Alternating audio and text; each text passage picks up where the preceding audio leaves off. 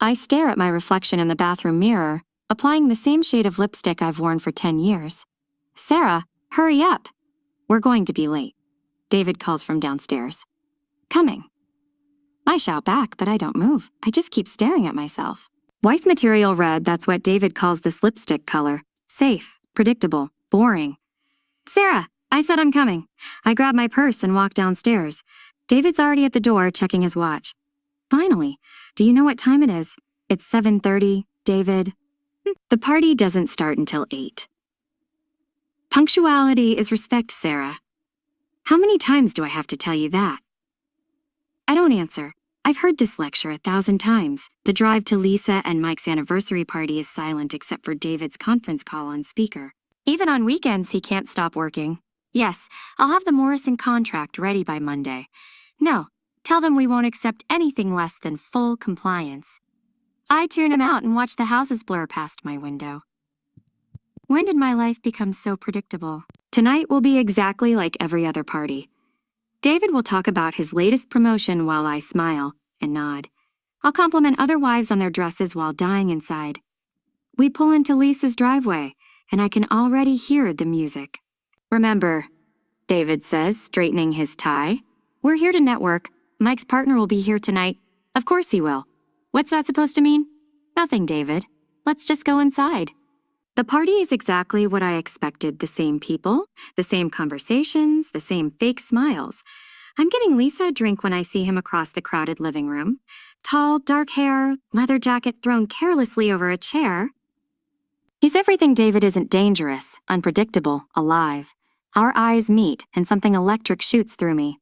For the first time in years, I feel awake. I'm Marcus, he says, appearing beside me at the kitchen counter like magic. His voice is rough, confident, and you look like someone who's forgotten how to have fun. I should walk away. I should find David and go home. Instead, I hear myself saying, I'm Sarah, and you're probably right. What's your poison? He nods at the bottles on the counter. Usually wine. Tonight, surprise me. He mixes something that tastes like freedom and rebellion. So Sarah, what do you do when you're not forgetting how to have fun? I'm a wife, I say, then immediately regret it. I mean, I used to want to be a teacher. Now I just exist. That's the saddest thing I've ever heard. The music gets louder. And somehow we're moving to the living room. Not the careful, proper dancing David and I do at weddings, but real dancing. His hands on my waist feel like fire. Tell me something real, he says, spinning me around. I haven't felt this alive in 10 years. Why not? Because alive is dangerous. Alive means you might want things you can't have. Like what? Like adventure. Like seeing the world, like mattering to someone. He stops dancing and looks at me. Really looks at me, you matter. You don't even know me. I know you're dying in that perfect little life of yours. You're married. He says, noticing my ring. Apparently not happily, I whisper back, shocking myself with my honesty. Sarah? David's voice cuts through the music like a knife. His face is white, then red. We're leaving now. David, now Sarah. The car ride home is arctic. David grips the steering wheel so hard his knuckles are white. What the hell was that? He finally explodes. It was dancing, David. Something we haven't done in 5 years. That wasn't dancing. That was you making a fool of both of us. How was I making a fool of anyone? You were all over him, Sarah. Do you have any idea how that looked? I was talking to someone. Remember conversation? We used to do that. Don't be smart with me. I turn toward the window, but I can't stop thinking about how alive I felt in Marcus's arms. How seen I felt when he looked at me. 3 days pass in silence. David leaves early, comes home late, barely speaks to me.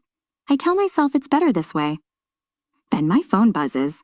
A message from someone named Marcus? Coffee? I can't stop thinking about our conversation.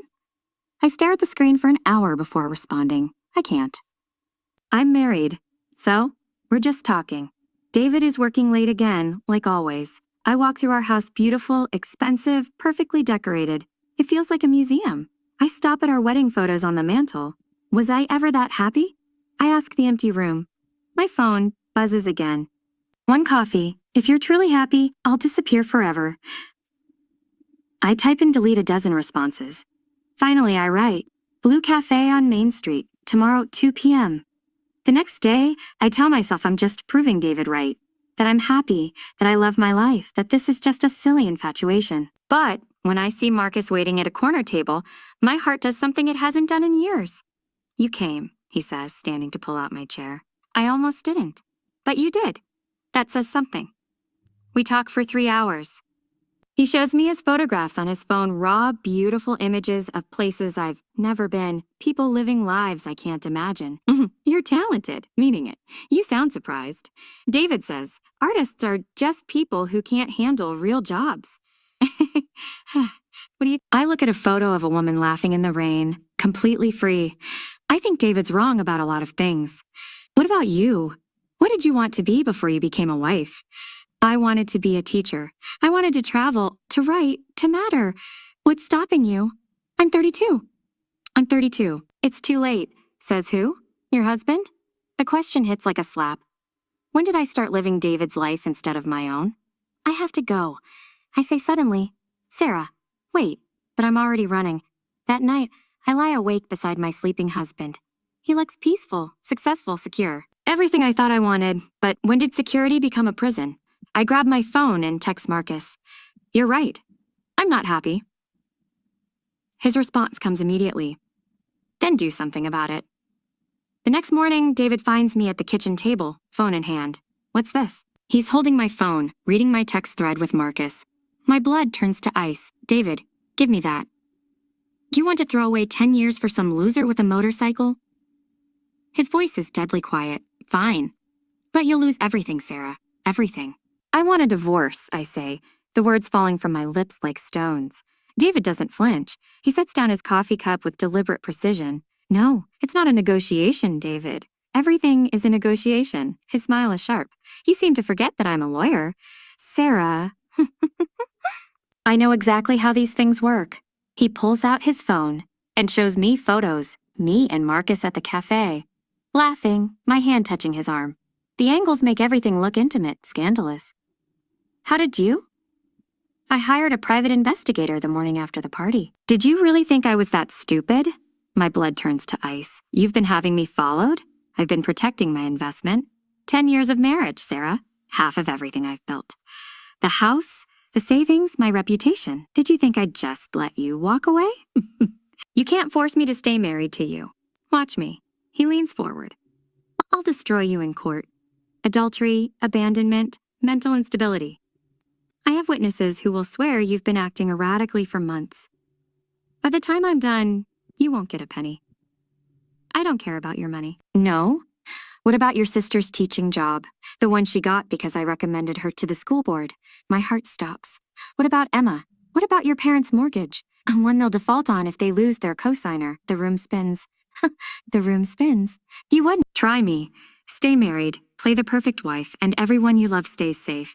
Leave me for your leather jacket rebel, and I'll make sure everyone pays for your selfishness. That's not love, David. That's blackmail. Call it whatever you want. Those are your options. You're threatening my family to keep me trapped. I'm protecting our marriage from your temporary insanity. I stare at this man I've shared a bed with for 10 years. When did he become a stranger? When did love become leverage? I need time to think. You have until Monday. Decide, Sarah. I can't eat, can't sleep, can't think. Marcus keeps texting, asking why I haven't responded. David watches me like a hawk, smiling his perfect public smile while his eyes promise destruction. You look tired, honey, he says over breakfast, loud enough for the neighbors to hear through our open window. Maybe you should see Dr. Peterson about those anxiety issues. Even his concern sounds like a threat. I meet Emma for lunch at our usual spot downtown. She's glowing, talking about her new classroom, her students. You should see them, Sarah. Yesterday, little Maria finally read a whole sentence by herself. I almost cried. That's wonderful, I say, but my voice sounds hollow. You seem off. Are you okay? I want to tell her everything, but David's words echo in my head. She could lose her job. Mom and Dad could lose their house, all because I danced with a stranger and remembered what it felt like to be alive. Just tired, I lie. Maybe you need a vacation. When's the last time you and David went somewhere fun? I can't remember. Marcus finds me in the parking lot as I'm leaving. You've been avoiding me. I can't do this. The words taste like ash. Can't or won't. There's no difference. I force myself to look at his face, to memorize it. I made a mistake. I'm sorry I led you on. This isn't you talking. This is fear. Maybe fear is smart. Maybe fear is what's been killing you slowly for 10 years. You don't understand. It's not just about me. Then explain it to me.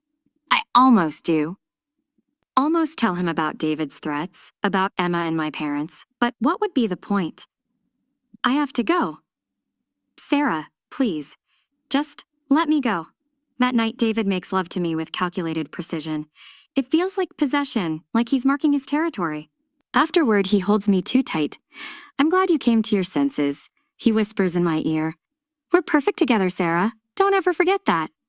But lying in the dark, I realize something that terrifies me. I'm not giving up Marcus to save my family. I'm giving up myself. And for the first time, that feels like the greater tragedy. 2 weeks of living like David's prisoner, and I'm fracturing. He controls everything now. My phone, my car keys, even my credit cards. For your own good, he says when I ask why, until you're thinking clearly again. I'm not crazy, David, aren't you? You were ready to throw away everything for a stranger. I find ways to see Marcus in secret. Stolen moments at the library, quick conversations in grocery store aisles. Each meeting makes the cage tighter when I return home. Leave him, Marcus pleads during one of our brief encounters behind the cereal aisle. We'll figure out the rest. You don't understand. He'll destroy my family. He's destroying you. At least they'll be safe. Will they? Or are you just telling yourself that to make this easier? That night, I overhear David on the phone with someone. The photographs are perfect. Yes, I have enough to prove mental instability. No, she won't fight back. She's too weak. Weak. The word hits me like a physical blow. Is that what I've become? Is that what I've always been? Is that what I've always been? I think about my wedding day, how I let my mother plan everything because she knows best.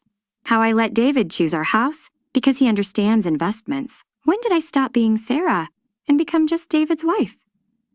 The next morning, David leaves early for court. I find his laptop open on the kitchen counter, his email account logged in. I shouldn't look, but something compels me to click on his sent folder. What I find there changes everything. Emails to Emma's principal. I'm concerned about my sister-in-law's emotional state lately.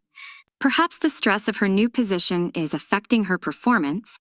Draft letters to my parents' mortgage company. I recommend you review the co-signer agreement due to recent developments in my family situation. Messages to his investigator. Escalate surveillance. I need documentation of any suspicious behavior. The more erratic she appears, the better. He wasn't just threatening my family. He was already destroying them, slowly, systematically, just to keep me trapped. My hands shake as I screenshot everything. This isn't love. This isn't even obsession. This is pure calculated cruelty. I call Marcus. Meet me at the cafe. 1 hour. Sarah, what's wrong? Everything, but I'm done being weak. When I arrive, Marcus takes one look at my face and pulls me into his arms. For the first time in weeks, I don't look over my shoulder for David's spy. I'm leaving him, I say. Tonight. What changed? I realized he wasn't protecting what we built together. He was protecting what he built from me. There's a difference. I spend the afternoon planning like a military operation. First, I forward David's emails to my own account, to Emma, to my parents. Evidence of his manipulation, his lies, his systematic destruction of everyone I love to keep me caged. Emma calls, within minutes of reading the emails. Sarah, oh my God, he tried to get me fired? He's been threatening everyone to keep me trapped. That psychopath, Sarah, leave him, tonight. I'll help you. Emma, I'm so sorry. Don't apologize, just get out of there. My parents are next. Dad's voice is deadly quiet when he calls back. That son of a bitch tried to destroy our mortgage. Sarah, get out of there, now. Dad, I didn't know. We'll deal with him later. Right now, you need to be safe. For the first time in weeks, I'm not alone. Marcus arrives with his motorcycle in a single backpack. You sure about this? I've never been more sure of anything. I pack light important documents, a few photos, one suitcase of clothes. Everything else is just stuff David bought to make me look like the wife he wanted. What about money? Marcus asks. I have my own savings account. The one David doesn't know about. Smart girl. I'm loading the last bag when David's car pulls into the driveway. He's 3 hours early. Go, I tell Marcus. I'll handle this. I'm not leaving you. You have to. If he sees you here, he'll call the police, say you're trespassing or worse. Marcus kisses me hard, desperate. I'll be at the Blue Moon Motel on Highway 7, room 15. He slips out the back as David's key turns in the front lock. Sarah, whose motorcycle was that? I'm standing in the living room with my suitcase when he rounds the corner. His face cycles through confusion, disbelief, and finally, cold rage. Going somewhere? Yes. Away from you? No, you're not. He pulls out his phone. One call, Sarah. One call, and Emma loses her job by morning. Make the call. He stops, finger hovering over the screen. What? You heard me. Make the call. Destroy Emma's career. Ruin my parents' credit. Do whatever you have to do to keep me here. Sarah, you're being irrational. Am I? Or am I finally being rational for the first time in 10 years?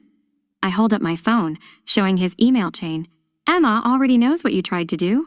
So do my parents. So does your boss, your colleagues, and everyone at the country club. His face goes white. You sent them everything. Every email, every threat, every lie you told to keep me trapped. How do you think that looks for a lawyer's reputation? David lunges for my phone, but I'm already backing toward the door. You destroyed everything, he screams, and for the first time I see him lose control completely. No, David, you destroyed everything. I just made sure everyone could see it. You think you're so smart? You think you've won? You think you've won? His voice cracks. You'll come crawling back. You have nowhere to go, no money, no skills. You're nothing without me? Maybe, but I'd rather be nothing than be your prisoner. I walk out of the house I never loved, leaving behind 10 years of playing a role I never wanted. The motorcycle roars to life as Marcus sees me coming down the driveway. How did it go? He's finished, and so am I, with that life. We ride through the night toward a future I can't see but finally want to discover. The wind tears at my hair, and I've never felt more free. 3 days later, sitting in a diner 2 states away, I read the news online. David's law firm has suspended him pending investigation into his personal conduct. The private investigator he hired came forward with recordings of their conversations, selling David out to save his own license. Listen to this, I tell Marcus, reading from my phone. Emma keeps her job and gets a public apology from the school board. My parents discover their mortgage was never actually at risk. David had lied about being their cosigner. Everything he used to control you was built on lies. Every single thing. Marcus finds me crying over my coffee. Regrets? No. Relief.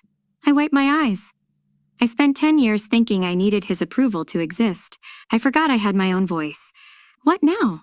Now I figure out who Sarah is when she's not trying to be perfect for someone else. My phone buzzes. A text from David. I'm sorry. Come home? We can work this out. I stare at the message for a long moment, then delete it without responding. Some conversations are over before they begin. I got a job interview, I tell Marcus. At a small school about 50 miles from here. Teaching position. That's amazing. What about us? I look at this man who helped me remember I was worth saving. I don't know yet. For the first time in my adult life, I get to decide that for myself. He smiles, understanding. Take your time. I'm not going anywhere. Are you sure? I'm pretty messed up right now. We're all messed up, Sarah. The question is whether we're messed up together or messed up alone. Outside, the sun is setting, painting the sky in colors I forgot existed. I pull out my phone and start typing a new message not to David, but to myself. A list of dreams I want to chase, places I want to see, the woman I want to become. For the first time in 10 years, the future feels like a gift instead of a sentence. What are you writing? Marcus asks. A letter to the woman I used to be, an apology for losing her for so long, and a promise to never lose her again.